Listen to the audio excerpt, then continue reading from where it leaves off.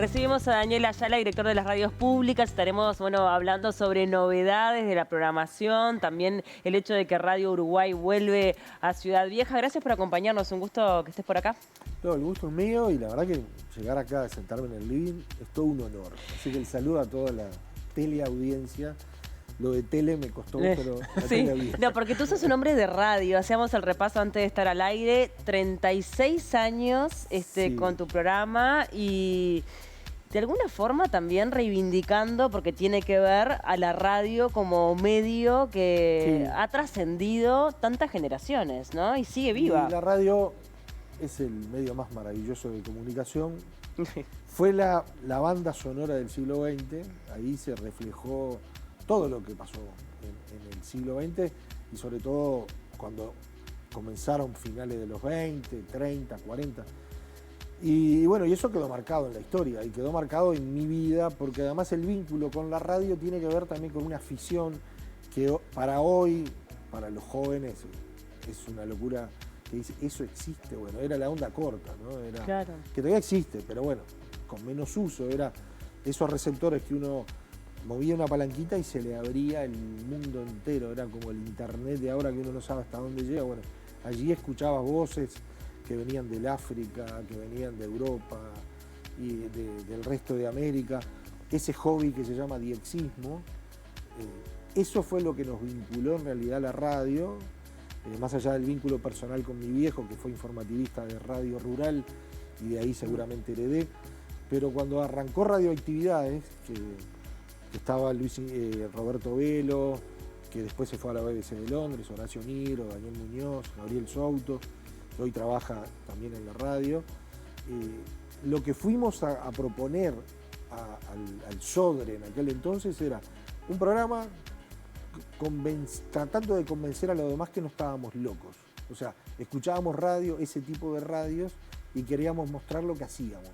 Y ahí nació Radioactividades en el 89, que después cambió al par de años, ya nos dimos cuenta que eso de la banda sonora que yo les comentaba era maravilloso, porque empezabas a entrevistar a gente que hizo la radio, porque en ese caso, cuando arrancamos en el 80 y pico, había muchos veteranos que escucharon las primeras radios de verdad, ¿no? Claro. Que escucharon el Mundial del 30, que fueron al Mundial del 30.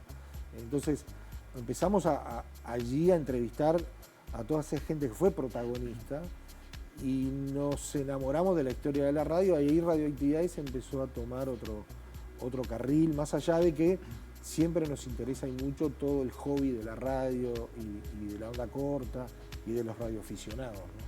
Hay algo también en las personas que hacen comunicación y que hacemos, que cuando pasamos por un medio de radio o trabajamos, es como que no hay nadie que no ha escuchado que dice, no hay nada como la radio, ¿no? Y vos siendo un hombre de radio, de tantos roles también, ¿a qué lo atribuís eso? Es que la radio, bueno, primero olvidé de nombrar a Luis Ignacio Moreira, que me acompañó desde el 97 hasta cuando uno se transformó en director. La radio tiene algo que, claro, yo estoy en sede de televisión acá, es horrible, ¿no? No quiero hablar mal de la televisión. Mirá que a mí me encanta, yo he estado en radio, pero la televisión me encanta. Porque muchas veces pasa quienes hacen radio y televisión, sí, en la radio se sienten de otra manera. Son cosas distintas. Hay otra forma de comunicar, de sentirla, de vivirla. Hay una magia que es, más allá que hoy pueda tener imagen, en cierta manera, pero el formato radio implica que vos le estás hablando y te están escuchando de quién sabe dónde. Y esa magia de la distancia y de la voz humana y de lo que yo imagino del otro lado y de lo que todos me van a interpretar distinta mi cara o me van a visualizar desde otro lugar. Pero se ha perdido mucho eso, Daniel, ahora. ¿Cómo lo ves eso con el hecho de que esté la camarita prendida en los estudios de radio? Y bueno, yo para mí pierde magia. En un principio sí, pero ¿sabés qué ocurre? Por eso hablo del formato radio, porque la gente que escucha, ya sea por streaming o está escuchando en YouTube, está escuchando, yo estoy usando escuchando porque lo está escuchando, no está viendo. Entonces es distinto lo que la televisión implica de ocupar, si yo estoy prestando atención a la televisión, yo estoy de verdad escuchando y mirando, por lo tanto estoy ocupando mis sentidos y no me permite hacer otra cosa. La radio sí me permite acompañar en el taxi, ir en el ómnibus, salir a caminar, manejar, trabajar. por más que la escuche con una speaker que ya casi no existen, en la computadora, con el celular, con imagen o sin imagen. Entonces yo creo que ese formato radio, que es parte de esa magia de la voz humana a la distancia, implica, hay un veterano que recuerdo con mucho cariño que decía, va a haber vacunas, que era Walter Alfaro, uno de los primeros funcionarios del Espectador, va a haber vacunas contra todos los virus, menos para el virus de la radio. Entonces después que te quedás contaminado, medio ahí, ya no podés salir. Y eso te lo dicen incluso grandes personajes de la radio y de la televisión, que si le dan a optar en determinado momento, dicen, pero yo siento más la radio, pero la televisión es distinta, te da desde otro nivel de remuneración, otro nivel de posibilidades también. Pero la radio tiene ese gancho y esa magia que cuando se te pone dentro, difícilmente se te escape. ¿Y el podcast qué rol juega para vos hoy en el, ¿no? digamos, como el diagrama? Porque también es un jugador fuerte, ¿no? Para algunas personas. Vos fíjate que la radio se adaptó a la televisión. Cuando surgió dijeron que la radio se iba a terminar, ¿no? Después, bueno, apareció internet y la radio se iba a terminar. Y aparecieron las radios online y aparecieron toda la posibilidad. Bueno, después vinieron las redes sociales y los contenidos de radio, formato de radio, están. Y bueno, aparecen todas las plataformas y están. Y el podcast es otra manera de hacer radio, de escuchar radio y del formato radio vivido a demanda, que acá en Uruguay no ha tenido tanto impacto, ¿no? Que en otros países, en España, por ejemplo. Es impresionante. Es impresionante el formato podcast. Mirá esa foto, Daniel. Qué lindo. Con tu compañero de tantos años también, ¿no? Luis Ignacio Moreira, que me acompaña desde el 97. Él empezó siendo oyente de radioactividades, atraído por esto de la radio, apareció por allí y se quedó. Y estuvimos juntos desde el 97 hasta ahora haciendo radioactividades. Eso, otro loco de la radio. Qué maravilla. Que es maravilloso verlo y lo tengo muy presente siempre. Daniel, bueno, hablemos un poco de este rol que estás ocupando hoy, director de las radios públicas. ¿Cómo estás arribando? ¿Cómo te vas entendiendo con este nuevo rol, con todos los desafíos que eso implica?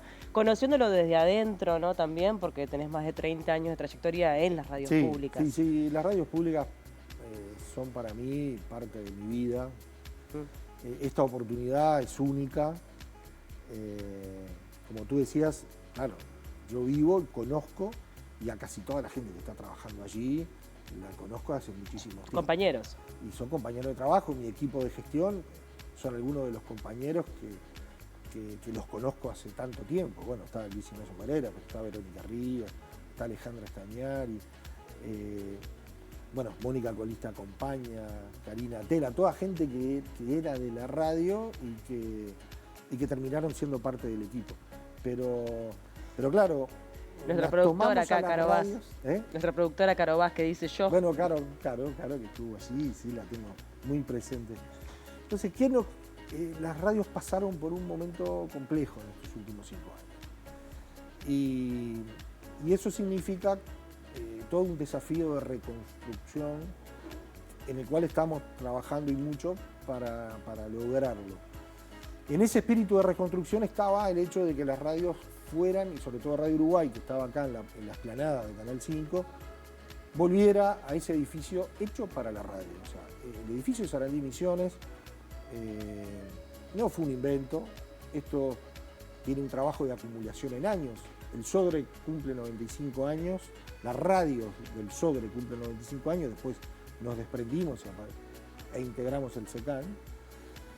Pero ese edificio emblemático albergó a las radios por mucho tiempo, pero después hacia los 96, 97 se inauguraron estudios que están todos en el subsuelo de ese edificio, que después se transformaron en modelo a partir del 2005, ¿no? Entonces está todo calculado, los espacios, el lugar para el productor, para el operador, las cabinas, la discoteca, las oficinas de producción, prensa.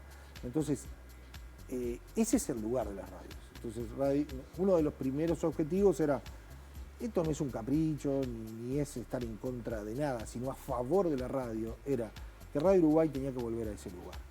Y bueno, lo logramos, el lunes pasado aparecimos allí, otra vez a Sarandí Misiones, en ese trabajo de reconstrucción, en un edificio que hacía 3 años que no se mantenía.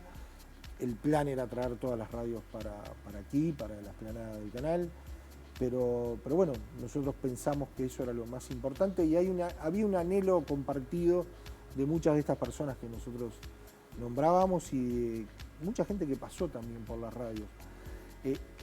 No hay estudio de radio, prácticamente diría yo, en el país que tenga la comodidad, la calidad técnica que tienen nuestras radios públicas.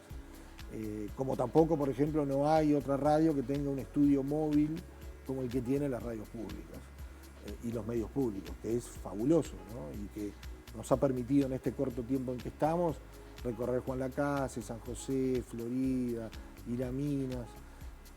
Con un pequeño problema, cada vez que vamos a un lugar llueve, o sea, si necesitan que llueva, Llámenos, que ahí vamos. Agendamos la fecha para ir con el estudio móvil. ¿Cómo es cuando llegan con el estudio móvil a los espacios, a los lugares? ¿Cómo es el vínculo con la gente? Lo que pasa es que las radios públicas son varias radios que a veces la gente no identifica que se conectan entre sí, que son de la misma casa y son productos nuestros. Está Radio Clásica, está Babel, que es una radio muy conocida en algunos ambientes y en el mundo muy reconocida. Está, bueno, Radio Cultura, pero está Radio Uruguay, que es de contexto nacional, que tenemos repetidoras en todo el interior, que tenemos periodistas, corresponsales en cada uno de los departamentos. Entonces, nosotros somos de contexto nacional y eso hay que profundizarlo y mucho. Pero, claro, el móvil lo que logra es ir a hacer un programa o un segmento de la programación a medida de ese lugar. Buenísimo. Porque lo que vamos a hacer es a escuchar el lugar, a escuchar sus protagonistas en el quehacer político, cultural, social, deportivo. Entonces sí, hay anécdotas preciosas de que la gente se... Claro, a veces no puede creer y va y dice, y se saca fotos. Igualmente, las radios públicas y particularmente Radio Uruguay es muy conocida en el interior. Nosotros estamos en los diales de cada uno de esos lugarcitos y de lugares grandes que hay en el interior, no compitiendo, sino tratando de hacer cosas distintas, mostrando otras cosas, pero en realidad estamos junto con las otras radios locales. Por lo tanto, somos una opción de escucha y no nos toman como tan desconocidos. Claro. Para nosotros igual nos gusta también ir a otras localidades que quizás seamos menos conocidos, que es el rol de la radio pública. Totalmente. ¿No? También, bueno, hay cambios en la programación, vuelve Dudas Razonables. Sí, vuelve Diego Bello, acompañado de Andrea Villaverde. Para nosotros tener a Diego es todo un orgullo y un honor. Ha habido algunos cambios en la programación, apareció Mirada País en ese contexto de tener el interior presente con crónicas de nuestros periodistas del interior. Hubo algunos cambios de horario, derechos exclusivos, está a 2 horas en las tardes de Radio Uruguay. Y bueno, tenemos esta semana la frutilla de la torta, que es tener a Diego Bello y Andrea Villaverde a las 22 horas por Radio Uruguay. Se lo recomendamos mañana viernes. Y van, no dudo, a ser uno de los puntos altos de audiencia. Pero también tenemos los fines de semana con el Teco Arias los sábados y domingos de mañana en vivo con su interacción. Este mes es muy particular porque lanzamos, o sea, si hay algo que caracterizó a Radio Uruguay en el periodo anterior, en el anterior no, en el otro, fue tener un departamento de prensa muy fuerte. Bueno, nosotros nos quedamos sin informativos. A través de la vía de concurso llamamos a productores, a informativistas, también a técnicos y a locutor. Y bueno, está dando sus frutos el concurso y ya están ingresando para generar un personal que perdimos y mucho durante todo este tiempo y que nos va a permitir, a partir seguramente del 22 de septiembre, tener el informativo con mucho más profundidad y con mucho más trabajo, el informativo de la mañana, desde las 6 a las 9, con flashes informativos, volver al informativo del mediodía en radio, de 12 a 1, y bueno, algunas otras cosas que se vienen en este mes de septiembre. ¿El resultado de esa convocatoria cómo fue? ¿Lo sorprendió la cantidad de gente? La cantidad Sí. impresionante. 300 y pico, 400, 500. Y lo que sorprendió, primero, como director yo estuve absolutamente fuera, porque aquí hubo las garantías del caso con respecto a un representante era del gremio y después había del equipo de trabajo, pero los perfiles bien diversos y también lo que nosotros apuntábamos, ¿no?, a lo multifacético. Hoy vivimos, o los periodistas, o los informativistas, los comunicadores, que convivir necesariamente con todas las herramientas de edición, con no solamente el trabajo de leer, sino de producir y de trabajar en todos los ámbitos periodísticos. Entonces, la verdad, mirando algunos nombres y algunos de los que ya están trabajando, que no quiero nombrar a ninguno, son gratas revelaciones, además de gente que quiso venir a la radio pública, que se anotó y que concursó. Y eso yo creo que es parte del rol que deben de jugar los medios públicos, de dar oportunidades y también de traer gente nueva para que nos enriquezca a todos y poder generar un producto mucho más abarcativo, y no solamente de lo generacional, sino desde las distintas perspectivas. Daniel, ¿y cómo vienen trabajando con el resto de los medios públicos, con Canal 5, con los medios digitales, en esto también de, independientemente que cada área tendrá sus necesidades, hay un fin común?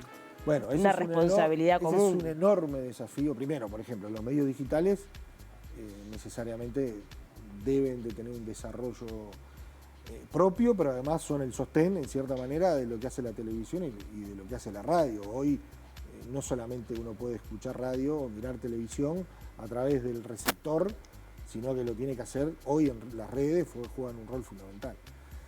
Eso por un lado, pero institucionalmente el SECAM por primera vez está constituido.